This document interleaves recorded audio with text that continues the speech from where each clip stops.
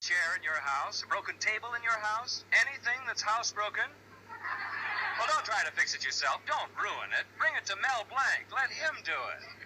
Right now in the Fix-It shop, Mel's uncle is talking to our hero's general assistant, Zookie. Zookie, come here, will you? Why can't I do the big this? Here I am. What time is it, Zookie? Well, according to me and my work clock, it's I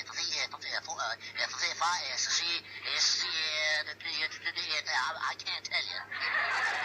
Why can't you tell me? Well, because by the time I tell you what time it is, it's some other time. Come on, Zookie. Here come Mel and Betty. Let's get out of here. Look, darling, don't you see the Fix-It shop will never amount to a thing as long as you let your Uncle Rupert and Zookie live with you. Well, gosh, honey, I have to let them stay here. Well, why can't that uncle of yours go to work? Well, he's still weak from his overseas shots. Overseas shots? Yeah, he got him in 1917. He spent 6 months at Pierre's Bar and Grill in Paris, 20 shots a night. That I can almost believe. Oh, that's right. The last time he saw Paris, he didn't see it so good. Oh, Mel, why don't you try to be serious about business? Well, I try. And another thing, do you realize that we have been engaged now for 5 years? Gosh, our wooden anniversary. Don't you think we might begin toying with the idea of getting married? Oh, now, honey, you know I've been working on our nest egg. Well, we're both getting old, the egg and I.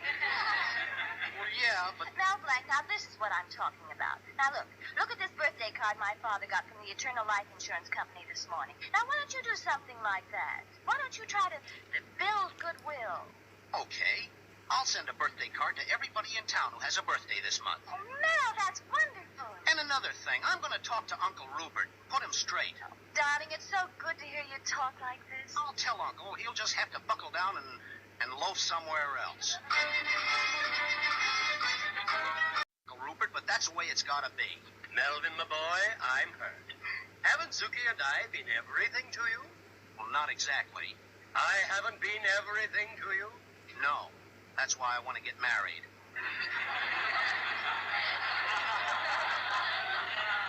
You can't even cook. Well, anyway, my lad, let's not be hasty. I've got another idea. Why don't I go on living here and work for you? Oh, but Uncle Rupert, I can't afford to pay anything. Oh, that's all right, nephew.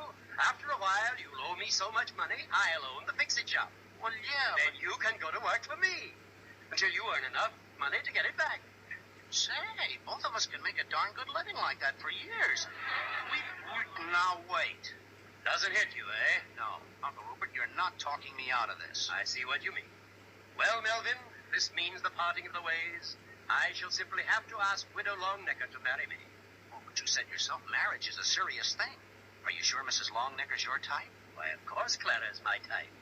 She's rich, isn't she? Yeah, but you should marry for love. Well, I love money.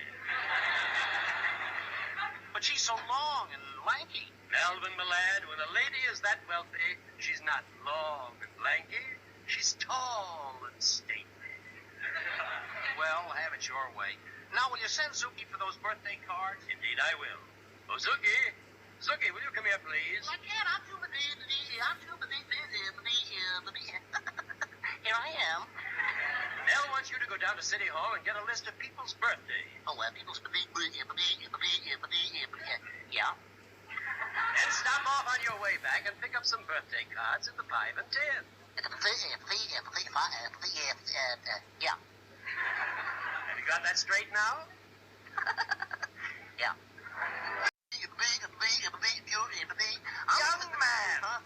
This is the Bureau of Vital Statistics. Yeah, I know. Oh. We have records on everybody from the cradle to the grave. Records on men, records on women. Also Spike Jones playing the gypsy. What can I do for you? Well, I'm looking for the birthday, you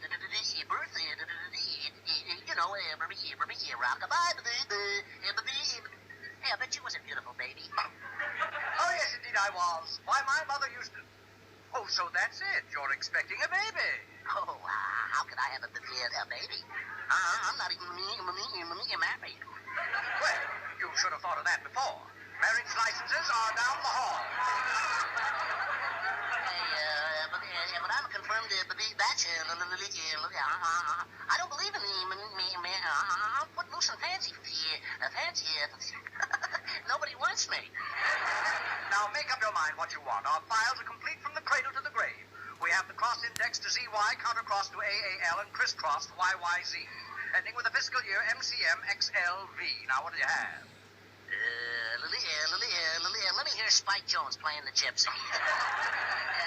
I give up. Look, here's a list of everything we've got. You can take your pick. Oh, thanks. Gosh. This printing is sure close to the paper. About time you... Oh, it's you, Mrs. Longnecker. How are you today? Oh, me. Another day, another dividend. Oh, the woes of wealth.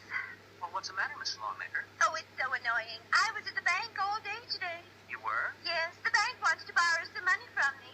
But I'm not going to give it to them. Why not? They haven't paid the last loan I made them. If they don't pay me back soon, I'll just have to foreclose. I get more darn banks that way. Oh, money, money, money. Think of it, Melvin. I'm just swimming in wealth. What a beautiful way to drown. Oh, by the way, Mrs. Longnecker. Yes? Were you born this month? Was I what? Were you born this month? Oh, good. I'm just out doing a little shopping for my mother who's still in the hospital.